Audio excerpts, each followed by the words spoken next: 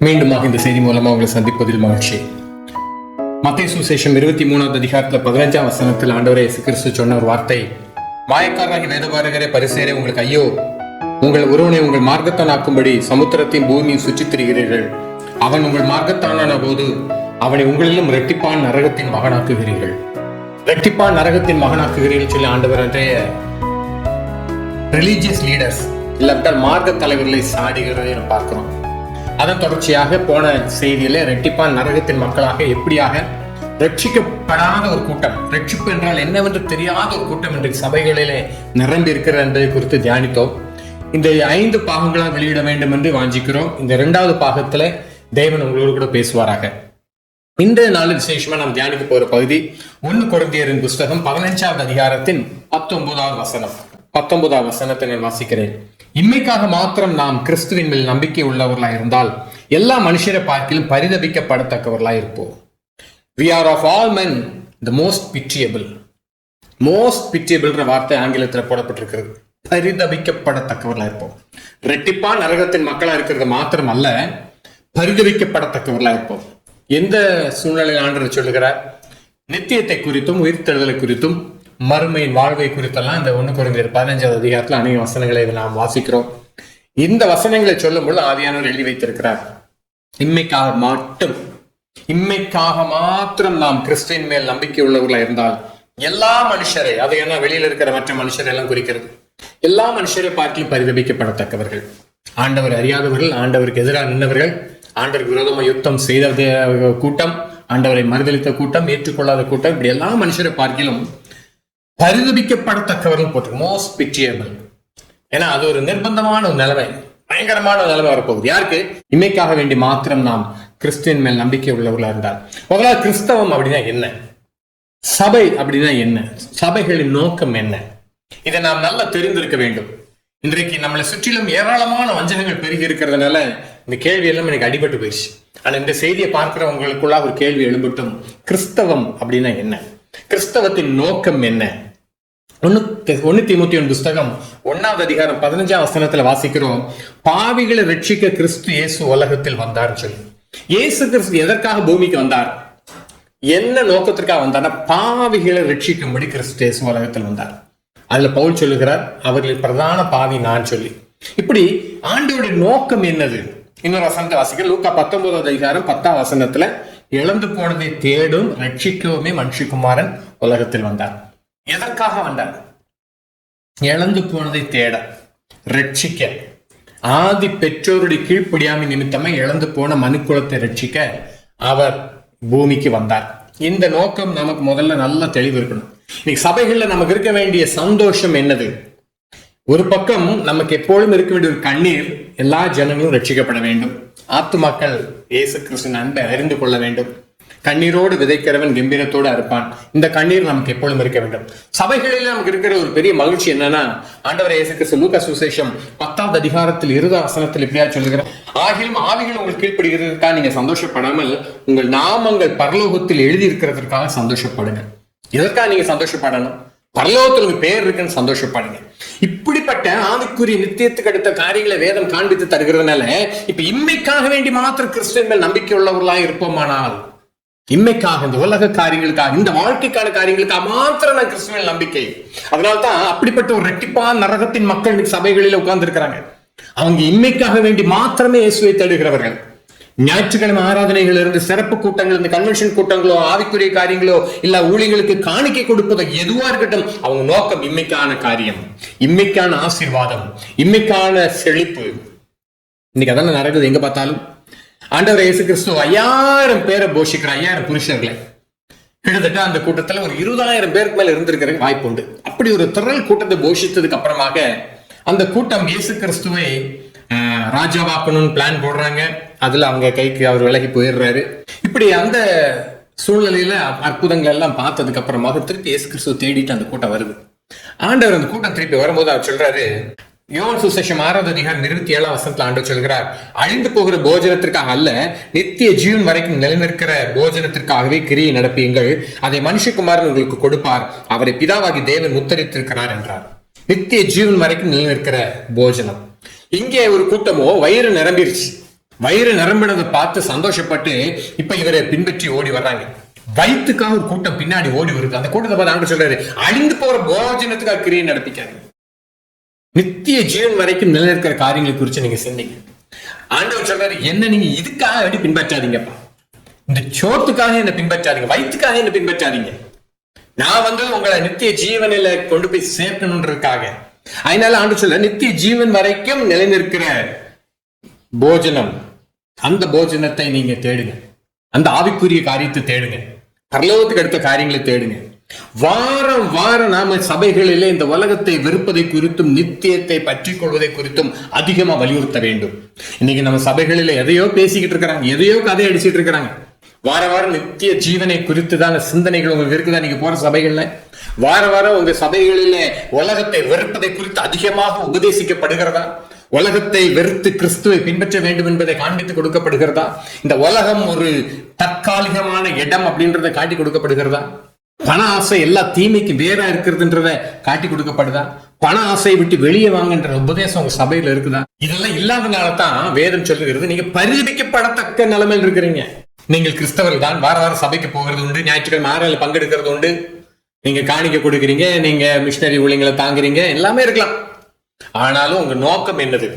இந்த பூமிக்கானவைகளை நீங்க மையப்படுத்தி இயேசு கிறிஸ்துவை பின்பற்றீங்களா? இயேசுவை நீங்கள் எதற்காக ஏற்றுக்கொண்டீங்க? எதற்காக ஞாயிற்றுக்கிழமை சர்ச்சுக்கு போறீங்க? ஒரு கேள்வி அங்க வைங்க. எதுக்காக போறேன் சர்ச்சுக்கு? அந்த ஞாயிற்றுக்கிழமை போயிட்டு வந்தாதாங்க அந்த வாரம் தொழிலாம் நல்லா இருக்கும். அந்த ஞாயிற்றுக்கிழமை போயிட்டு வந்தாதான் அந்த வேலையெல்லாம் நல்லா இருக்கும்.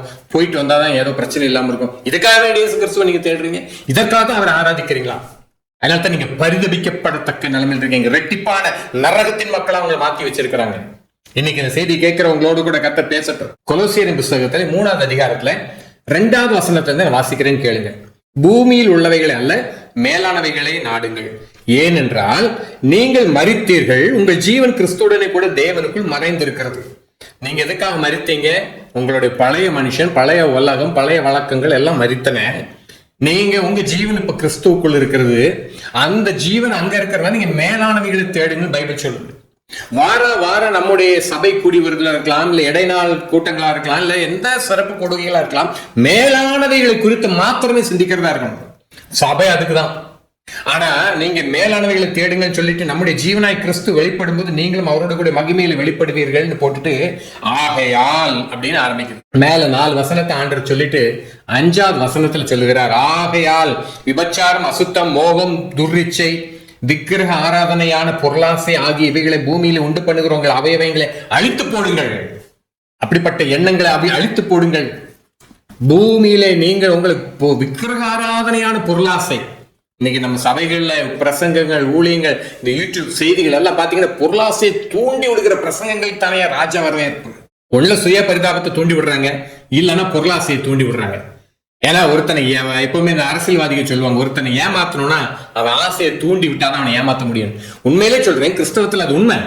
நீ சபைகள் அது உண்மை. உங்களை ஏமாத்தணும், உங்க ஆசையை தூண்டி விடணும்.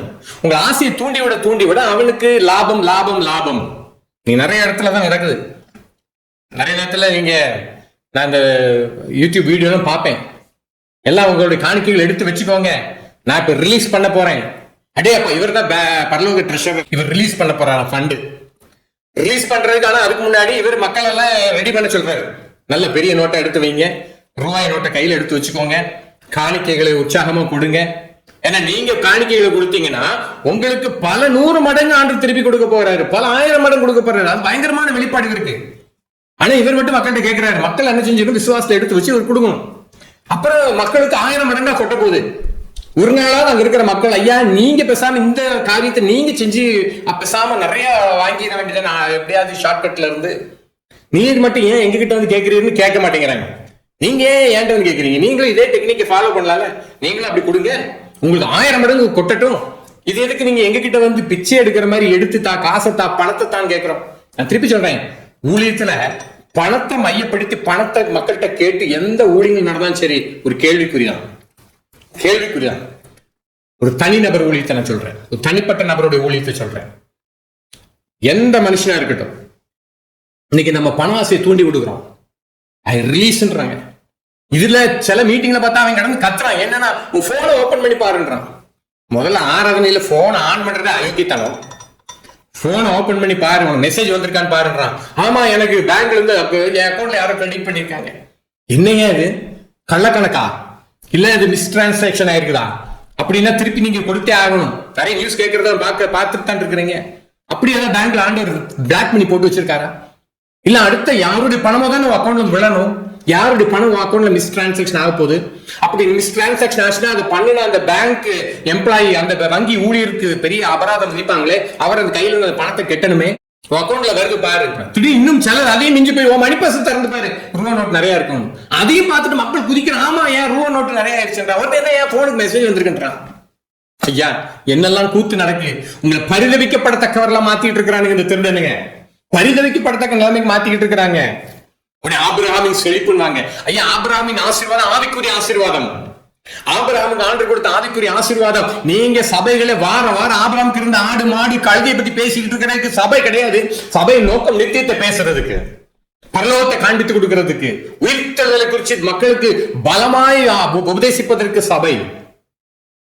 ஆபிரகாம் அந்த கானான் தேசத்துக்கு வர்றதுக்கு முன்னாடி பாதான் அராம்ல இருக்கும் பொழுதே பார்த்தா செல்வ சீமான்.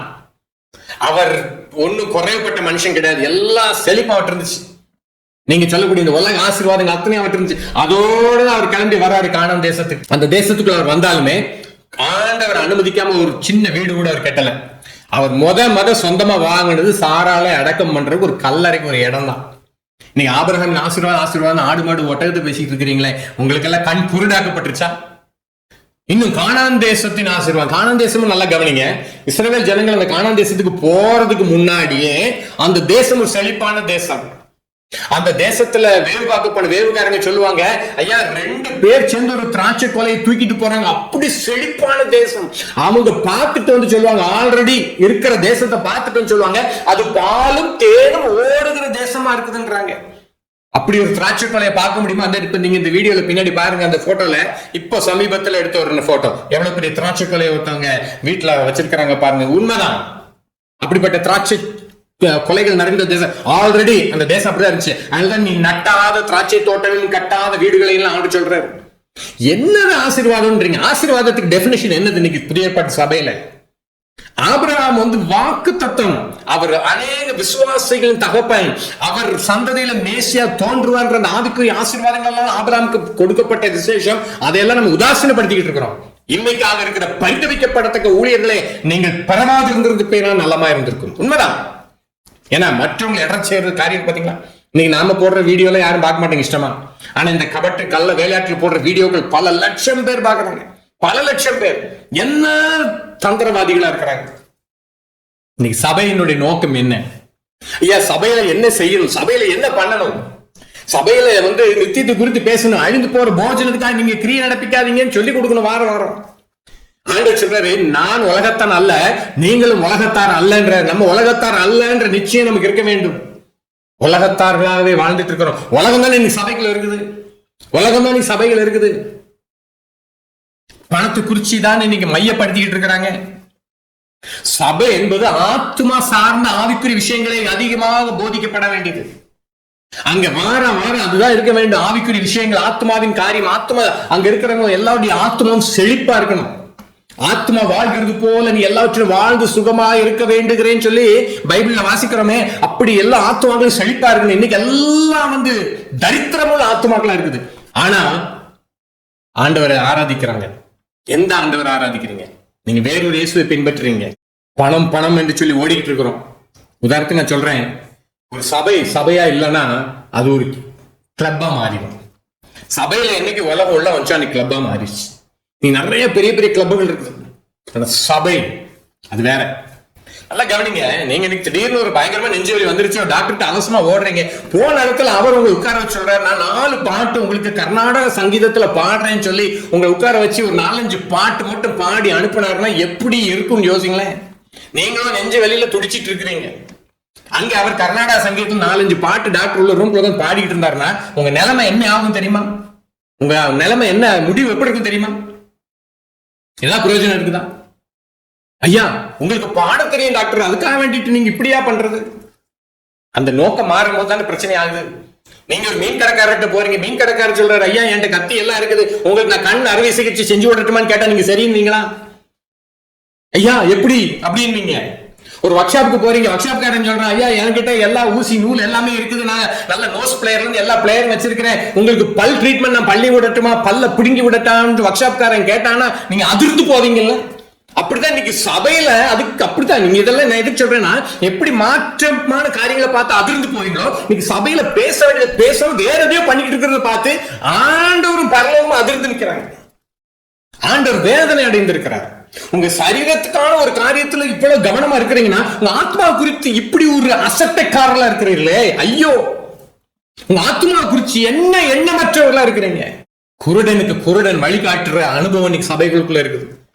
என்னமோ மாறி நடக்குது. ஆனா உள்ள இருக்க வேண்டியது, உள்ளே வருகிறவர்கள் ஆத்மாவின் காரியத்தை அவங்க கற்றுக் கொடுக்க வேண்டும். ஆத்மா ரட்சிப்பின் அவசியத்தை காட்டிக் கொடுக்க வேண்டும். பரலோக ராஜ்யத்தின் நிச்சயத்தை அவங்களுக்கு காண்பித்துக் கொடுக்க வேண்டும். இந்த உலகத்துக்கு நீங்க சொந்தமானவர்கள் அல்லன்னு காண்பித்துக் கொடுக்கணும். உலகம் என்கிற அந்த பொருளாசை விட்டு வெளியே வாங்கன்னு காட்டி கொடுக்கணும். இந்த உலகத்துக்கு ஒத்த வேஷம் தெரியாமல் தேவனுடைய நன்மையும் பிரியும் பரிபூர்ண சித்தத்தை நீங்க அறியணும்னு சொல்லி அப்படி காட்டி கொடுக்கறது விட்டுட்டு இன்னைக்கு நம்ம உலகத்தையும் பணத்தையும் பேசிக்கிட்டு இருக்கிறோம் மீட்டிங் இல்ல. அதனால்தான் கலாத்தியரின் புஸ்தகத்துல ஒரு வசனத்தை வாசிக்கிற 1வது அதிகாரத்துல, கலாத்தியரின் புஸ்தகத்துல 1வது அதிகாரத்துல 7வது வசனத்தை வாசிக்கிறேன். வேறொரு சுவிசேஷம் இல்லையே, சிலர் உங்களை கலகப்படுத்தி கிறிஸ்துவனுடைய சுவிசேஷத்தை புரட்ட மனதா இருக்கிறார்களே அல்லாமல் வேற அல்ல. நாங்கள் உங்களுக்கு பிரசங்கித்த சுவிசேஷத்தை அல்லாமல் நாங்களாவது வானத்தில் வருகிற ஒரு தூதனாவது வேறொரு சுவிசேஷத்தை உங்களுக்கு பிரசங்கித்தால் அவன் சபிக்கப்பட்டவனா இருக்க கடவன். முன் சொன்னது போல மறுபடியும் சொல்லுகிறேன், நீங்கள் ஏற்றுக்கொண்ட சுவிசேஷத்தை அல்லாமல் வேறொரு சுவிசேஷத்தை உங்களுக்கு பிரசங்கித்தால் அவன் சபிக்கப்பட்டவனா இருக்க கடவன். வேறொரு சுவிசேஷத்தை ஒருவன் பிரசங்கித்தால் அவன் சபிக்கப்பட்டவனா இருக்க கடவன். எப்படி ஒரு ஆதங்கத்தில் அவங்க எழுதுறாங்க தெரியுமா? பரிசுத்தாவினால நிறைந்த தேவ மனுஷர்கள், பரிசுத்தாவினாலே வல்லமையினால் நிரப்பப்பட்டவங்க வைராக்கியத்தோடு எழுதுகிறாங்க சபைக்கு. வேறொரு சுவிசேஷத்தை எவனா பிரசங்கித்தான் சபிக்கப்பட்டவனா இருக்க கடவன். அவன் மட்டுமல்லையா, அவன் மட்டும் சபிக்கப்பட்டவனா இருக்கிறதா இருந்துச்சுன்னா பரவாயில்ல, விட்டுலாம், யாரோ எக்கேடு கெட்டு போட்டோன்னு. ஆனா அவனை பின்பற்றுகிறவர்களும் சபிக்கப்பட்ட வாழ்க்கை வாழ்வார்கள். கடைசியில சபிக்கப்பட்டவர்களே நீங்க பிசாசுக்காக அவனோட தூதர்களுக்கு உண்டாக்கப்பட்ட அந்த நரகத்துக்கு போங்கன்னு ஆண்டவர் கட்டளை கொடுப்பார். அதனாலதான் சபிக்கப்பட்டவர்களை நீங்க பின்பற்றாதீங்க. சபிக்கப்பட்ட உபதேசங்களுக்கு பின்னாடி போகாதீங்க. சாவகேடான பிரசங்கங்கள். அன்னைக்கு ஒரு மீட்டிங்ல பாக்குறேன், அவரு நீங்க புல்லட்ல தானே வந்திருக்கீங்கன்றாரு. ஒரு பெரிய திருடன்.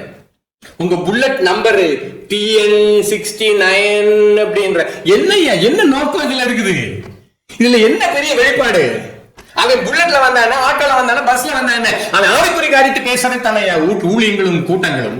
இதெல்லாம் வஞ்சகம். ஆனா கரெக்டா சொல்லிட்டாரேன்னு பிசாசு வரும் காரியங்களை சொல்ல முடியாது. பிசாசால பாஸ்ட பேச முடியும், ஃபியூச்சரை குறித்து அவனால ஒண்ணுமே சொல்ல முடியாது. உங்களுக்கு எல்லாமே பாஸ்ட பத்தி சொன்ன உடனே நீங்க ரொம்ப சந்தோஷமாயிடுறீங்க. நிறைய விதங்கள் இப்படி சொல்றாங்க. சிலர் சில ட்ரிக் வேலை காட்டுறாங்க. சில ட்ரிக், இந்த ஒரு சின்ன கிளிப்பிங் உங்களுக்கு காட்டி தர ஒரு மேஜிக் கிளிப்பிங்க, நீங்க நினைப்பீங்க இது உண்மையிலே அப்படி செய்யறாரோன்னு. ஆனா இந்த கிளிப்பிங்க பாருங்க, சின்ன ட்ரிக் வேலை தான் உங்களை அசத்திடுறாங்க. இந்த நல்ல ஒரு 5 நிமிஷம் மட்டும் பாருங்க.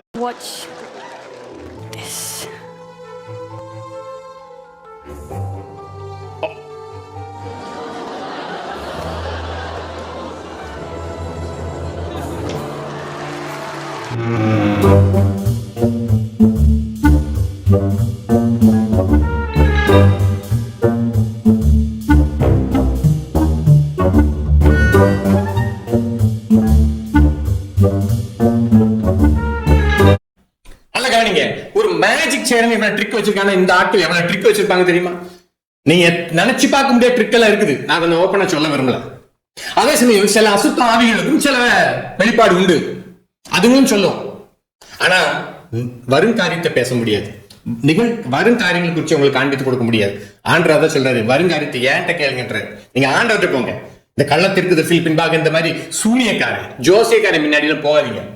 உங்க பைக் நம்பரை சொல்லி இங்க யாராவது இந்த பேர்ல இருக்கிறாங்களா, இந்த பேர்ல எதுக்கு, இதனால என்ன பிரயோஜனம், யாரு என்ன ஆக போகுது, இதுக்கு எவ்வளவு நேரம் தெரியுமா? அந்த மீட்டிங்ல மக்கள் எல்லாம் அப்படியே உட்கார்ந்து இருக்காங்க. ஏன்னா என்னையும் கூப்பிட மாட்டாரா, உங்களையும் கூப்பிட மாட்டாரா. உங்களை கூப்பிடணும்னா அது வேற, அதுக்கு வேற டெக்னிக்கலா இருக்குது. இம்மைக்காக வேண்டி மக்களை தூண்டி விட்டு மக்களை கடங்காரன் ஆக்குறாங்க. உலகத்தின் காரியங்களை பேசி பேசி மக்களை இன்னைக்கு திசை திருப்புறாங்க, நித்தியத்தை விட்டு விளக்குறாங்க. அதனால தான் சொல்றாரு, இந்த இடங்கள் உண்டாக்குற ஊழியக்காரங்கெல்லாம். ஆனா அதை குறிச்சு பேசினாலும் ஏற்றுக்கொள்றது இல்லை ஜனங்களும். நீங்க நல்லா பாருங்க, இந்த மாதிரி ஃப்ராடுத்தனம் பண்ற யாராலும் சரி கூட்டம் நிரம்பி வழிகுது. அவங்க போடுற வீடியோக்களை பாருங்க, அப்படி பாக்குறாங்க. ஆனா சத்தியத்தை கேட்கிற ஜனங்கள் எங்க இருக்கிறாங்க? சத்தியத்தை விரும்புற ஜனங்கள் எங்க இருக்கிறாங்க? பிலிப்பியரின் புஸ்தகம் 3வது அதிகாரத்துல 17, 18, 19, 20 இந்த வசனங்களை வாசிக்கிறேன். நீங்க தயவு செஞ்சு கவனமா கேளுங்க. சகோதரரே, நீங்கள் என்னோட கூட பின்பற்றுகிறவர்களாகி நாங்கள் உங்களுக்கு வழிகாட்டுகிறபடி நடக்கிறவர்களை மாதிரியா நோக்குங்கள். நல்லா கவனிங்க.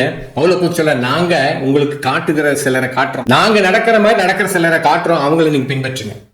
சகோதரரை, நீங்கள் என்னோட கூட பின்பற்றுகிறவர்களாகி நாங்கள் உங்களுக்கு வழிகாட்டுகிறபடி நடக்கிற மாதிரியா நோக்குங்கள். ஏனெனில் அநேகர் வேறு விதமாய் நடக்கிறார்கள், சிலர் இல்ல. நல்லா கவனிச்சுக்கோங்க, புரிஞ்சுக்கோங்க. தயவு செஞ்சு கண்களை திறந்து பாருங்கள். கிறிஸ்தவர்களே, அநேகர் போட்டிருக்குது. இன்னைக்கு இருக்கக்கூடிய பிரமாண்டமான அநேகர் வேறு விதமாய் நடக்கிறார்கள்.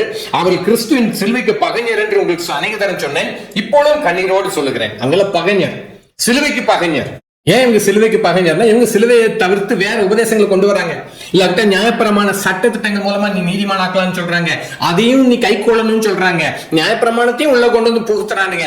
இப்படி பல கோளாறான உபதேசங்களை கொண்டு வந்து ஜனங்களை கலகப்படுத்துறதுனால அவங்க கிறிஸ்துவின் சிலுவைக்கு பகைஞர். நீங்களும் இன்மைக்காக வேண்டி மாத்திரம் கிறிஸ்துவின் மேல் நம்பிக்கை உள்ளவர்களா இருந்தால் நீங்களும் கிறிஸ்துவின் சிலுவைக்கு பகைஞர்களே, ரெட்டிப்பா நரகத்தின் மக்களாக இருக்கிறீங்க, மறந்துடாங்க. கிறிஸ்துவின் சிலுவைக்கு பகைஞர் சொல்லுகிறேன். அவர்களுடைய முடிவு அழிவும், அவர்களுடைய தேவன் வயிறு, அவர்களுடைய மகிமை, அவர்களுடைய லட்சியே, அவர் பூமிக்கு அடுத்தவையில் சிந்திக்கிறாங்க. திருப்பி நல்லா பாருங்க பைபிள் தரம். அவங்க பூமிக்கு அடுத்தவையிலேயே சிந்திக்கிறாங்க, இந்த உலகத்துக்கானவைகளை சிந்திக்கிறாங்க, இந்த மண்ணுக்கானவைகளை சிந்தித்துக்கிட்டு இருக்கிறாங்க. அதனால்தான் அவங்க முடிவு அழிவு. அவங்க பின்பற்ற நீங்களா இருந்தாலும் உங்களுக்கு அழிவுதான். ஆனா அது போட்டிருக்குது, நம்முடைய குடியிருப்போ பரலோகத்தில் இருக்கிறது, அங்கிருந்து கர்த்தராகிய இயேசு கிறிஸ்து என்னும் ரட்சகர் அவரை எதிர்பார்த்து கொண்டிருக்கிறோம். நம்ம குடியிருப்பே எங்கன்னு போட்டிருக்குன்னா பரலோகத்தில் இருக்குது. இது நம்ம ஒரு பரதேசியான வாழ்க்கை, பரதேசிகள். நாம வழி போக்கர்கள், பரதேசிகள் ஞாபகப்படுத்தணும். நம்முடைய குடியிருப்போ பரலோகத்திற்கு, அங்கே கர்த்தராகிய இயேசு கிறிஸ்து ரட்சகர் அவரை எதிர்பார்த்து காத்துட்டு இருக்கோம். இதுவா சபையினுடைய இன்னைக்கு இருக்கிற சபை சொல்ல முடியுமா? அங்கே இருந்து கர்த்தராகிய இயேசு கிறிஸ்து வருகிறதுக்காக நம்ம எதிர்பார்த்து காத்து கொண்டிருக்கிறோம் சொல்ல முடியுமா? ஐயா, இங்க வேற எதையோ திட்டங்களை போட்டுட்டு இருக்கிறோம், இங்க வேற எதையோ பிளான் போட்டுட்டு இருக்கிறாங்க. நமக்கு இன்னைக்கு பழைய ஏற்பாட்டு பண்டிகைகள் இருந்தாலும் ஆண்டவராக இயேசு கிறிஸ்து நம்மளை வெளியே கொண்டு வந்துட்டாரு. எல்லா பண்டிகைகளும் அவருக்கு நிழலாட்டமானதுதான். ஆனாலும் அன்னைக்கு ஒரு மீட்டிங் நடக்குது, கூடார பண்டிகை.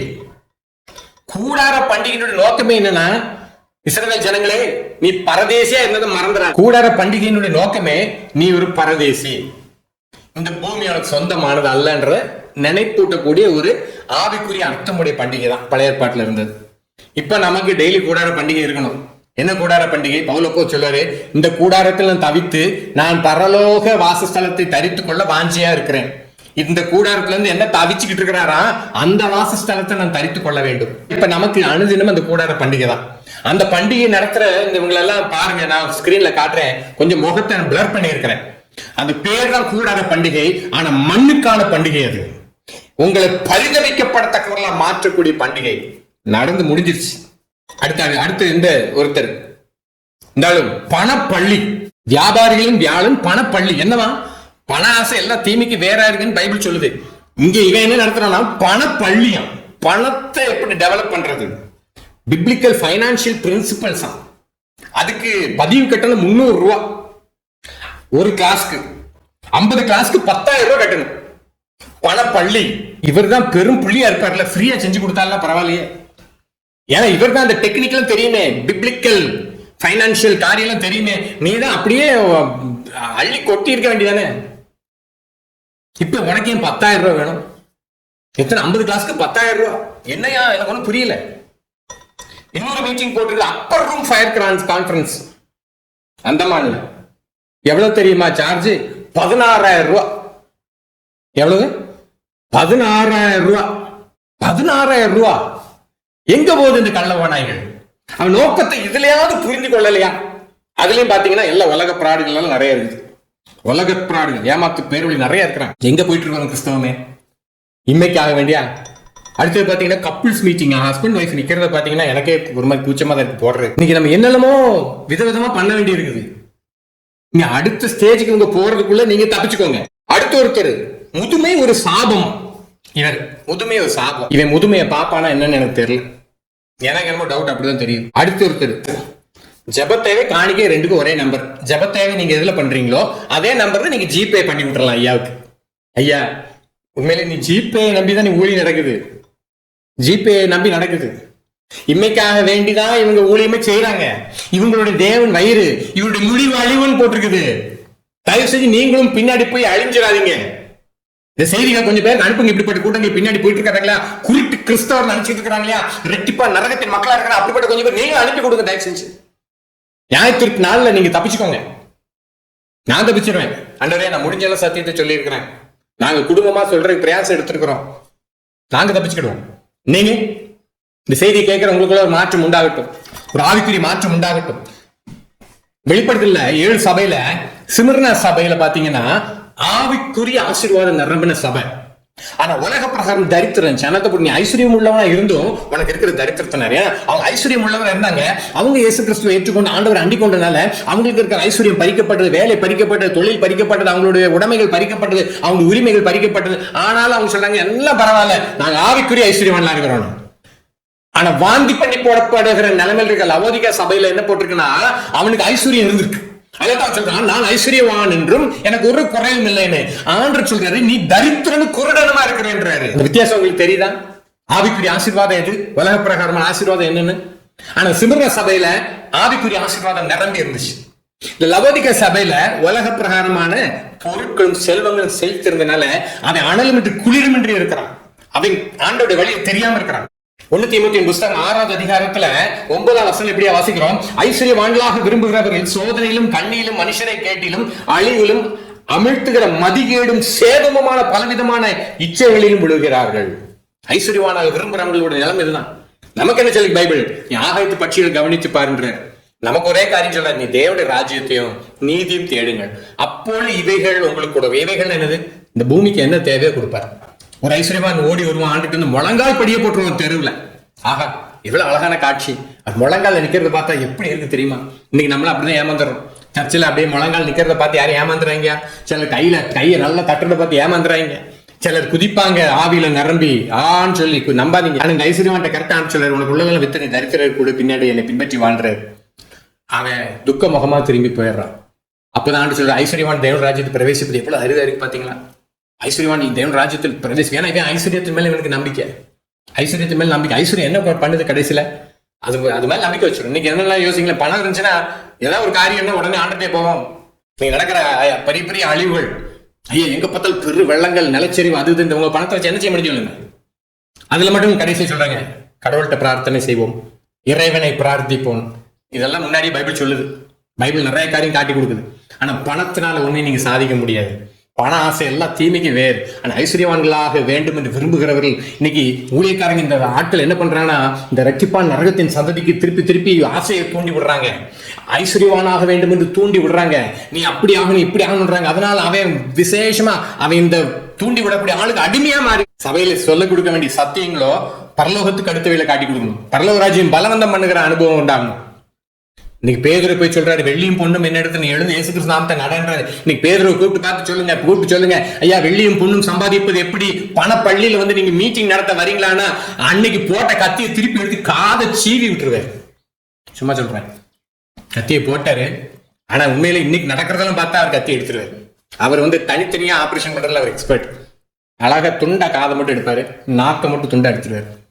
கொஞ்சம் ஜாக்கிரதையா இருக்கு. இந்த ஊழியர்களுக்கெல்லாம் இருக்குது இந்த மாதிரி ஏமாத்துற ஆட்களுக்கு இருக்குது. ஆனா ஒண்ணு, ஏமாறுற கூட்டமே நீ ஜாக்கிரதையா. நீங்களும் ரெட்டிப்பா நரகத்தின் மக்களா இருந்து ஜனங்களை நீங்கள் அழிந்து போய்விடாதீர்கள். இன்மைக்காக வேண்டி மாத்திரம் நீங்க இயேசுவை தேடி பரிதவிக்கப்படத்தக்கவரெல்லாம் மாறிடுறாங்க. நல்ல ஊழியம் தெரியும் சொல்றீங்க, பொன் நல்லது, வெள்ளி நல்லது, பணம் நல்லதுன்றாங்க. ஐயா தயவு செஞ்சு சொல்றேன், இந்த பிரசங்கங்கள் கேட்கறதுக்கு நல்லா இருக்கும். இப்ப நமக்கு பண நெருக்கடிகள், கொஞ்சம் பொருளாதார நெருக்கடிகள், விலைவாசி உயர்வு, இதெல்லாம் வர வர வர நமக்கு தேவைகளும் ஜாஸ்தியாகத்தான் செய்யுது. ஆனா நீங்க இதெல்லாம் வர வர உங்க விசுவாசத்துல மாத்திரம் நீங்க பலப்படுங்க. ஆண்டவர் மாத்திரம் நோக்கி பாருங்க, தேவ ராஜ்யத்தை நீதி மாத்திரம் தேடுங்க, இவைகளை உங்களுக்கு கூட கொடுப்பார்.